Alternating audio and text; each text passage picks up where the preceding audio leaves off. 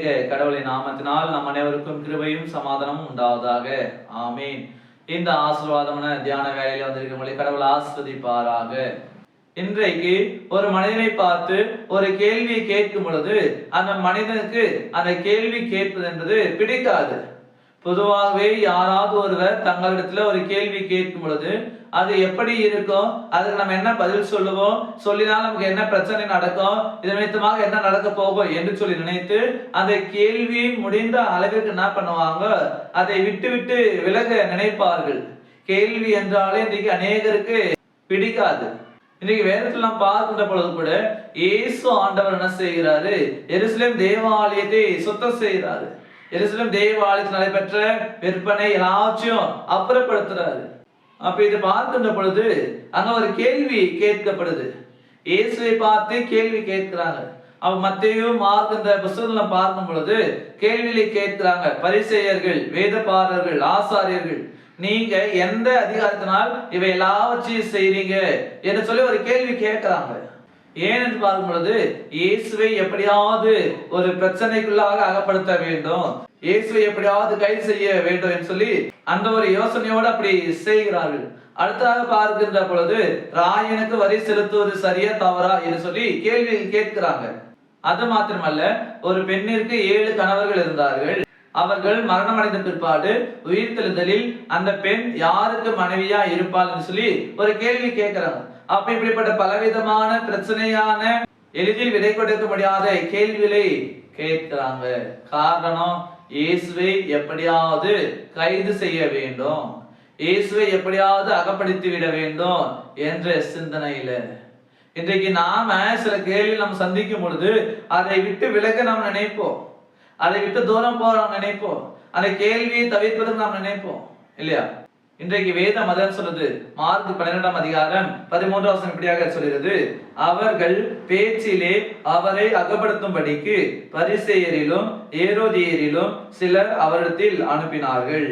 இங்கே பார்க்கின்ற பொழுது இயேசுவை அகப்படுத்தும்படி என்ன பண்றாங்க, சிலரை அனுப்புறாங்க. அப்ப அவங்க கேட்ட கேள்விதான் அந்த கேள்வி எல்லாம். அதிகார கேள்வி, வரி சம்பந்தமான கேள்வி, உயிர்த்தெழுதல் சம்பந்தமான கேள்வி. அப்ப இந்த கேள்வி எல்லாம் கேட்கும் பொழுது ஆண்டவர் என்ன பண்றாரு, அதுக்கு பதில் அளிக்கிறாரு. யோவான் ஸ்நானகன் எந்த அதிகாரத்தினால் ஞானஸ்நானம் கொடுத்தான் என்று சொல்லி கேட்கும் பொழுது அந்த பரிசேயரால் என்ன பண்ண முடியல, பதில் சொல்ல முடியல. அப்ப ஆண்டவர் என்ன சொல்றாரு, நான் கேட்ட கேள்விக்கு நீங்க பதில் சொல்ல, அப்ப நீங்க கேட்ட கேள்விக்கு நானும் பதில் சொல்ல மாட்டேன்னு சொல்லிட்டு அவர் நேரடியாக சொல்றாரு. அடுத்த கேள்வி நம்ம பார்க்கின்ற பொழுது ராயனுக்குரியது ராயனுக்கும் கடவுளுக்குரியதை கடவுளுக்கும் கொடுக்க வேண்டும் சொல்லி சொல்றாங்க. இதை கேட்கும் பொழுது அந்த பரிசேயர்களால எதுவும் பேச முடியல. அடுத்து பார்க்கின்ற பொழுது உயிர்த்தெழுதல்ல யாரும் பெண் கொடுப்பதும் இல்லை எடுப்பதும் இல்லை என்று சொல்லி அவங்க சொல்றாரு. அப்ப பார்க்கும் பொழுது ஆண்டவர் அந்த பிரச்சனையான கேள்விகளை எதிர்கொள்கிறார், அந்த கேள்விகளுக்கு சரியான பதிலை தருகிறார். அப்ப இன்றைக்கு நம்ம விசுவாச வாழ்க்கையில கூட சரி, நம்முடைய விசுவாசத்துல அநேக விதமான கேள்விகள் வரும். பிசாசானவன் பல விதமான கேள்விகளை கொண்டு வருவான், நம்மால பதில் சொல்ல முடியாத கேள்விகளை கொண்டு வருவான். அப்ப இப்படிப்பட்ட சூழ்நிலையில நாம என்ன செய்ய வேண்டும் என்றால் கடவுளத்துல நம்மை ஒப்படைக்க வேண்டும். அதான் ஆண்டவர் சொல்றாரு, உங்களை விசாரணை செய்வதற்கு கொண்டு போவாங்க, என்ன பேசணும் என்ன சொல்ல முன்னமே நீங்க எதை பத்தி யோசிக்காதீங்க, என்ன பேச வேண்டும் என்பதை தூய ஆவியானவர் உங்களுக்கு வெளிப்படுத்துவார் சொல்லி ஆண்டவர் சொல்லியிருக்கிறார். அப்போ இன்றைக்கு நாம கூட பலவிதமான கேள்விகளை விசுவாச வாழ்க்கையில சந்திக்கலாம், வேலை செய்யற இடத்துல நம்ம சந்திக்கலாம் இல்லையா? அப்படிப்பட்ட நேரத்துல நம்ம கலங்காம, நம்ம தடுமாறாம கடவுளத்துல நாம கேட்போம், கடவுளத்துல நாம ஜெபம் பண்ணுவோம், கடவுள் நமக்கு வெளிப்படுத்துவார், அப்படியே தூய ஆவி வழியாக நமக்கு வெளிப்படுத்துவார். இந்த வார்த்தை பிரகாரமாக இனி வரக்கூடிய காலங்களில் நாம் கடவுளுக்குள்ளாக வாழுவோம். விசுவாச வாழ்க்கையில் எப்பேற்பட்ட கேள்விகள் வந்தாலும் கூட தூய ஆவியானவர் நமக்கு உதவி செய்வாராக. ஆமீன்.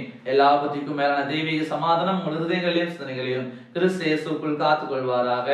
ஆமீன். யாவரும் கண்களை மூடி நாம் ஜெபிப்போம். நேற்றும் இன்றும் என்றும் மாறாத பரலோக பிதாவே, இந்த வேலைக்காக நாங்கள் நன்றி படுகிறோம்.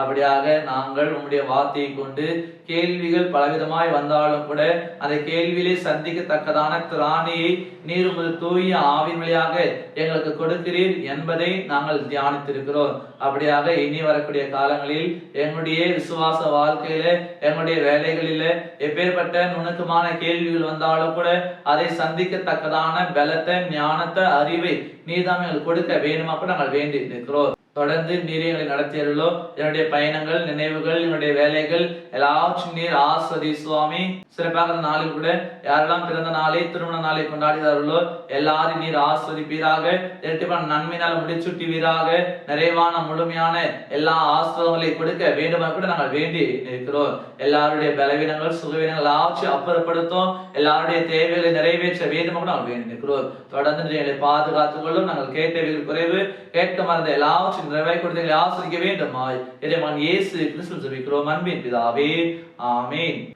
அனைவருக்கும் ஸ்தோத்திரம். கடவுள் உங்களை ஆசீர்வதிப்பாராக. ஆமீன்.